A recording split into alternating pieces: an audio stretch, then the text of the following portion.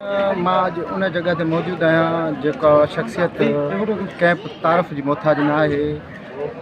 इंतिहाई रहमदिल शख़्सियत ऐं हुनजो ख़ानदान इंतिहाई मोतबर ख़ानदान, पीपल्स पार्टी जे हिसाब सां हिकिड़ो सीनियर ख़ानदान, इंतिहाई क़ुर्बानी ॾींदड़ ख़ानदान जो फर्ज़ंद वेठो आहे रईस हैदर ख़ान मरी। उन्हनि सां कुझु सियासत जे हिसाब सां, कुझु क़ुर्बानी जे हिसाब सां चंद सुवाल पुछंदुसि ऐं पोइ तव्हांजे साम्हूं जेके शयूं उहे रखंदियूं।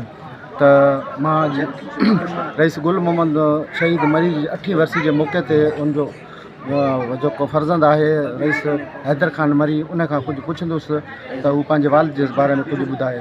साईं छा चवंदो पंहिंजे वालिद साहिब? वालिद साहब जेठा हथ खे गॾो साईं बाबा साईं पंहिंजो 75 साल 72 साल जी एज में पंहिंजो पीपल्स पार्टी लाइ जिदोजहद कयो ऐं MRD जे तहरीक वठी बाबा पीपल्स पार्टी सां सड़ियल रहियो ऐं हमेशह उन पीपल्स पार्टी जी ख़िदमत कई। ऐं नवाब मरी जे तरफ़ां सागर ज़िले में मुंहिंजो बाबो ख़लीफ़ो हो नवाब खैरबज मरी जो, ऐं हुन खां पोइ पंहिंजो हींअर असांजो सरदार नवाब चंगेज़ मरी साहिबु आहे ऐं असां उनजे पोयां हलूं था। ऐं असांजो सरदार आहे ऐं मुंहिंजो बाबा मरी क़ौम लाइ हिकिड़ो वॾो नुक़सानु थियो जेको सागर में मुखालिफ़नि जे तरफ़ां पीपल्स पार्टी असांजी रैली वई पे छाजे फिदा हुसैन डेरे साहिब जी सरबराही में, नवी साहिब जे सरबराही में उते कातिलानो हमलो थियो ऐं वालिद साहिब शहीद थी। अॼु बाबा जी 8वीं वरसी आहे ऐं पंहिंजो बाबा जो वरसी मल्हायूं पिया। वरसी जे मुनाफ़िक़त जे हिसाब सां तव्हां कहिड़ो पैगाम ॾींदो? पैगाम इहो ॾियो त हींअर इलेक्शन वेझो आहे, जनरल इलेक्शन में पीपल्स पार्टी जे वर्करनि खे, पीपल्स पार्टी जे जियालनि खे ऐं ख़ासि करे असांजे मरी बिरादरी खे सागर ज़िले में 6 तालुक़नि में इहो अपील कंदुसि त पीपल्स पार्टी जो सपोर्ट कनि ऐं जेके बि नुमाइंदा पीपल्स पार्टी जा बि आहिनि ऐं पंहिंजो उन्हनि खे पीपल्स पार्टी में तव्हांजी जेको आहे इंतिहाई वॾी क़ुर्बानी रही आहे। वालिद साहिबु जेको आहे उहो बि नज़रियाती कारकुन हो, हुन पंहिंजी जान ॾेई छॾी। क़ुर्बानी जान खां वधीक ॿी क़ुर्बानी न हूंदी आहे। त पीपल्स पार्टी खे तव्हां वर्कर जे हिसाब सां कहिड़ी हैसियत सां ॾिसो था?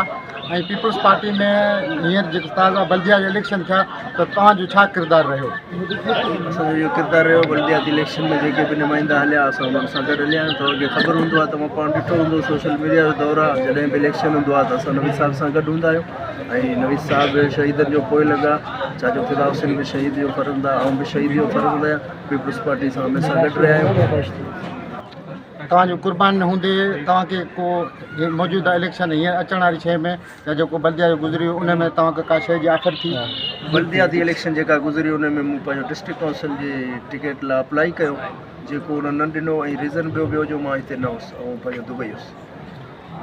ॿियो निकिरो सुवाल तव्हां सां इहो आहे त ईंदड़ इलेक्शन उन में जेको तव्हां पैगाम ॾिनो तमामु बहितरीनु ऐं कारकुन जी हैसियत सां ॾिनो आहे, ज़िले जी क़यादत पीपल्स पार्टी जी वॾी क़यादत जो सुवाल मां तव्हांखे नथो पुछां, उहा वॾी क़यादत आहे, सिर्फ़ु ज़िले जी क़यादत मां तव्हां केतिरा मुतमिन आहियो? ज़िले जी क़यादत में पंहिंजो असांजो ज़िले जो सदर आहे अली सन इंगुरजो साहिबु, मुंहिंजो भाउ आहे, मूंखे उन लाइ इज़त आहे। हींअर ज़िले जो चेयरमैन बि आहे डिस्ट्रिक्ट काउंसिल जो। ऐं पंहिंजो नवीद साहिब जो जेको न्याज़बंदी आहे ऐं जेको निवड़त आहे उन में माण्हू ॾाढा मुतासिर आहिनि। पंहिंजो अली सन बि क़ाबिल आहे, असां हुन में उमेदु रखूं था त अला कंदो इंशाअल्लाह पीपल्स पार्टी लाइ कमु कंदो ऐं अॻे बि कयोसीं। ज़िले जी क़यादत खे हालिया इलेक्शन जे करे तव्हां कहिड़ो मशवरो ॾींदव? मशवरो इहो आहे त पंहिंजो अॻे बि तव्हां ॾिसो था ज़िले सां गॾु में पीपल्स पार्टी कमु डिलीवर कयो आहे ऐं सां गॾु में रोडनि जो जार विछायो अथसि। ऐं पीपल्स पार्टी में असां चूंडियल नुमाइंदनि खे इहो अर्ज़ु कंदुसि त वर्कर जेके आहिनि पीपल्स पार्टी जा जियाला जेके आहिनि उन्हनि जी मालिकी कनि। सामिन तव्हां ॾिसो हैदर ख़ान मरी ऐं जेके ॻाल्हियूं चए पियो उहे सच पिया आहिनि।